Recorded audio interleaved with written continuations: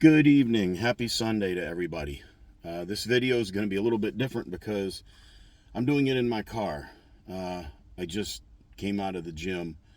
It's nice to go on Sundays because there's not that many people in here later in the day.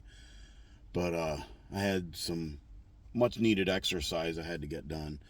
But nevertheless, my video is a little bit different also because it's not just going to be observations of an American living in Germany. It's going to be observations of an American living in Germany with a weekend trip up to Copenhagen, Denmark. So anyway, we flew out Thursday morning very early from Frankfurt. It was unbelievable. We got through security very quickly, had time to go to since we have American Express cards, we can go to the lounge, have a drink before the flight, get something to eat. They also serve breakfast on the plane. We were in business class only because my wife had enough miles points of upgrades to use. So it was a short flight, maybe an hour and 15 minutes long. They fed us breakfast, which if I would have known that, I wouldn't have eaten at the lounge. But nevertheless, it is what it is. We flew up there pretty quickly. Copenhagen has a metro system that comes right into the airport. We took that to the downtown area, and our hotel was about a 15-minute walk from the metro. The Copenhagen is a beautiful city, very clean.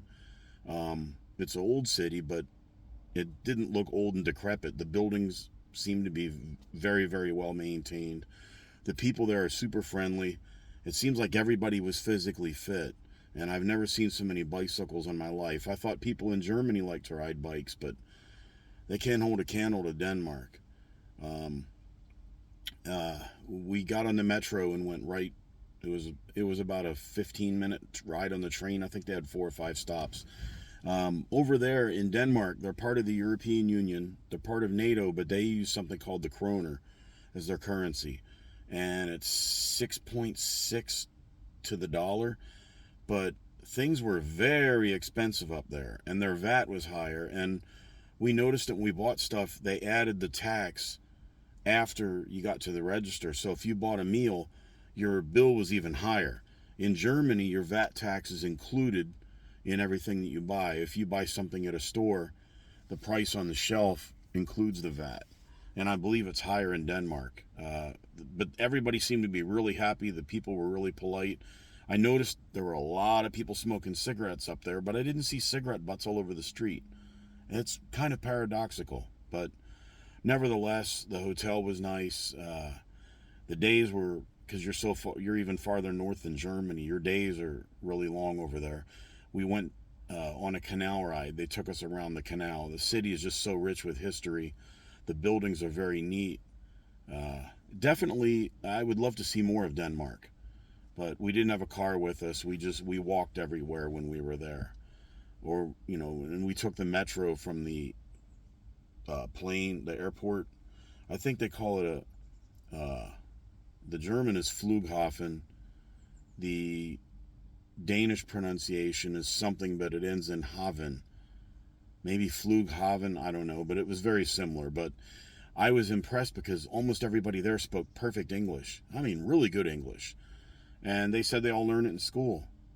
So, I mean, Germans, most of them speak some English decently, but the Danes, they were almost fluent. It was pretty impressive. If you're at a pub, you're outdoors sitting down at a table, and it's kind of crowded, a Dane will come over and sit, hey, mind if I sit here? And yeah, sure. So people seem to be really friendly. They seem like a very proud people. They seem like they're very, very happy. I mean, it's a small country, really peaceful. The canal is really neat, and they have, I guess, an inner canal, and it looks like an outer canal, like kind of like a river. And they had boats that were too big to go under the small bridge, so they had them all moored in the area near where our hotel was.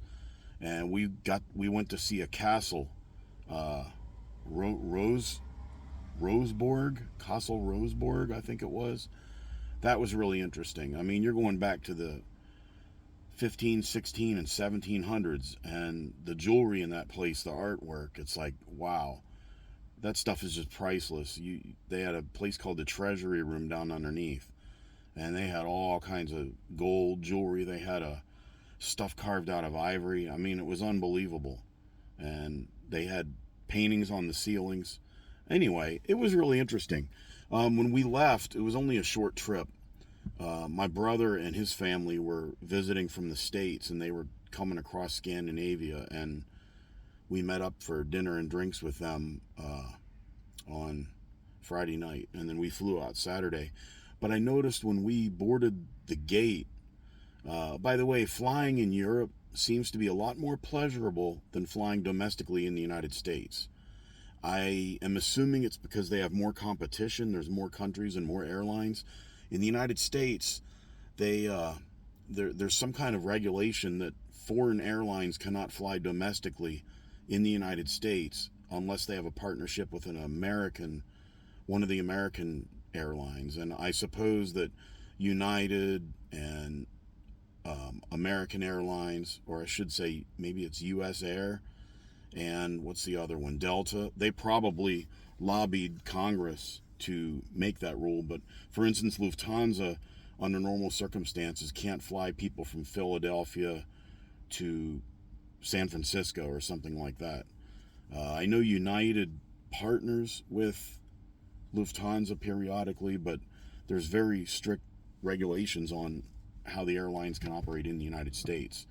But I must say that when we got on the plane coming back to Frankfurt, and because we were flying from an EU country into another EU country, I think it's called the Schengen Agreement, we didn't even have to show passports. It was like going from, a domestic flight in the United States. That was kind of convenient.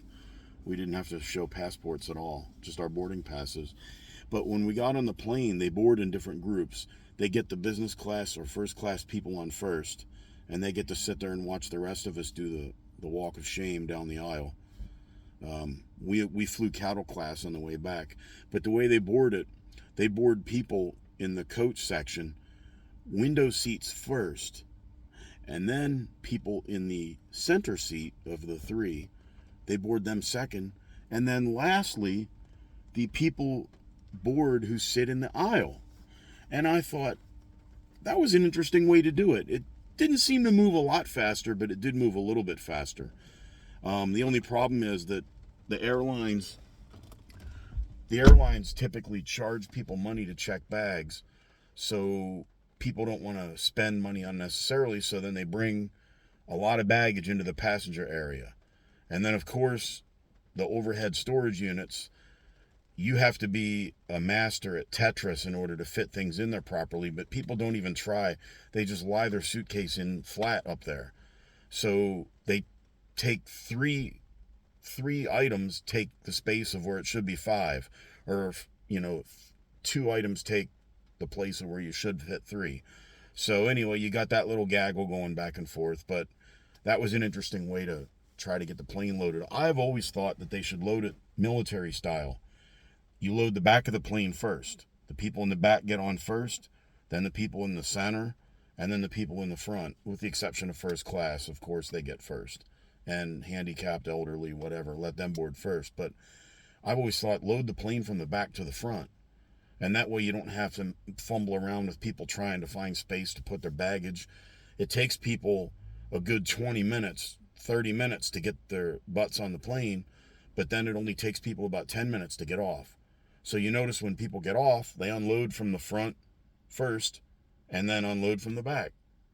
I mean, it should be common sense, but they haven't figured that out yet. But I was impressed with Lufthansa, the way they loaded the people in the window first and then the center seat and then the aisle. There's something to be said for that. But overall, I've never been to Denmark before. In the near future, I'd like to visit Sweden and Norway. But my brother has been to Denmark, Sweden, Norway, and Iceland as well. And on his way home, they also stopped at Iceland and had a layover, and they had to change planes to go on to Dulles.